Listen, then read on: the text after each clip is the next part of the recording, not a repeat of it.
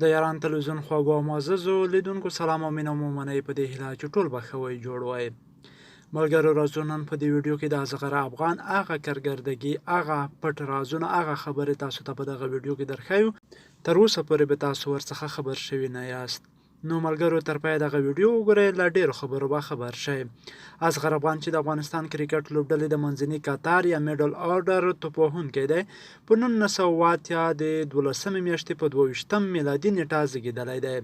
نوموړي تر اوسه په 180 لوبو کې ګډون کړی دی او له دې ډلې په 102 پاڼیو کې لوبه ترسره کړې ده. نوموړي تر اوسه پورې 1 سلیزه او 11 نیمه سلیزې جوړې کړې دي. 9 ځله نه سوځېدلی پاتې شوی، 7 ځله په 0 سوځېدلی. همدارنګه په 56 لوبو کې لوبډل مشري هم کړې ده. په دې ویډیو کې هڅه کوو چې د اصغر افغان د توپوهنې وړتیاوو ته لنډه کتنه در وکړو.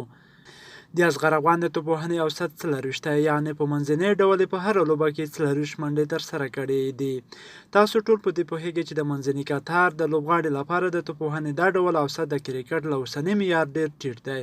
که د کرکټ د ایمي لوبډلو د منځني قطار لوبغاړو ته ځیر شو، نو نږدې ټول یې تر اصغر افغان ډېر لوړ اوسط لري، حتی هیڅ یو یې هم تر 33 ټیټ نه دی. که ملي لوبډلې ته ځیر شو، نو د دولت زدران اوسط 18 او د رشید خان اوسط 0 دی.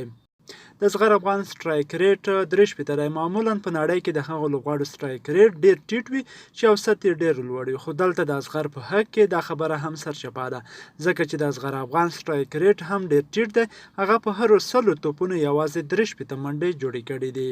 دا په دې معنا ده چې اصغر افغان نه چټکه لوبه کولی شي او نه هم تر ځنډه په میدان کې پاتې کېدل او نورو لوبغاړو ته د تیزو منډو ترسره کولو چانس ورکولی شي، چې دا د دندې اوسمهال حشمت الله شهیدي او په دې وروستیو کې اکرم علي خیل په ښه ډول ترسره کوي.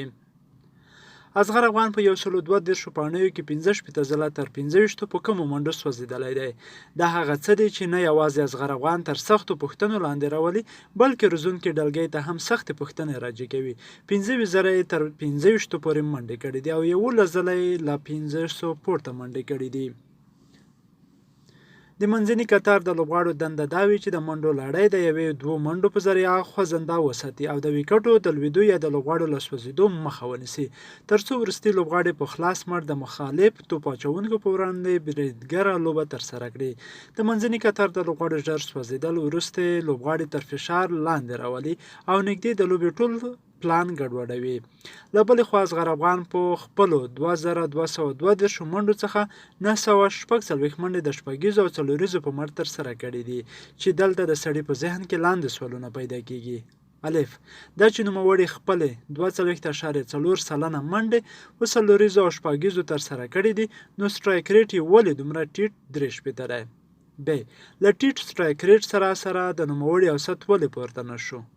اوس مهال په کرکټ یو متل دی چې له 15 اورو څخه تر 15 اورو پورې لوبه د ټولې لوبې لوری ټاکي، خو له بده مرغه په دې برخه کې افغان لوبډله سترې ستونزې لري، چې ډیره مهمه ستونزه د اصغر افغان په توپوهنه کې ده تسلسل نشتوالی دی. اصغر افغان د یوې خوا د منډو مجموعي اوسط راټیټوي او له بلې خوا د کمو منډو په کولو سره لوبډله په یو نامعلوم حالت کې پرېږدي. د دې ستونزې د حل تر ټولو ښه لار دا ده چې اصغر افغان باید په 8 یا 9 نمبر توپوهنې ته راشي، ترڅو د شپږیزو او څلوریزو پر مټ په وروستیو کې لوبډلې ته چټکې منډې جوړې کړي. له بله پلوه نه سوځېدل په لوبډله د فشار لامل نه شي. یو بل نظر دا هم کیدای شي چې په پیل کې لوبې ته راوستل شي، خو دا چې اوس مهال حضرت الله عزازی، نور علي زدران، عثمان غني، شهزاد محمدي، نجیب تارکی او رحمان الله په څیر اوپنران شتون لري، نو اصغر افغان ته به ډیره سخته وي چې د پیل د لوبغاړي په توګه لوبه ترسره کړي. پورته خبرو ته په پام سره ویلی شو چې د اصغر افغان لپاره د لوبېدو بهترین ځای په 8 او 9 نمبر لوبېدل دي، که نه نو په هیڅ صورت د دې جوګان نه دی چې په لوبډله کې ځای ومومي. نور قضاوت تاسو خپله وکړئ. ډیره مننه، آباد اوسئ.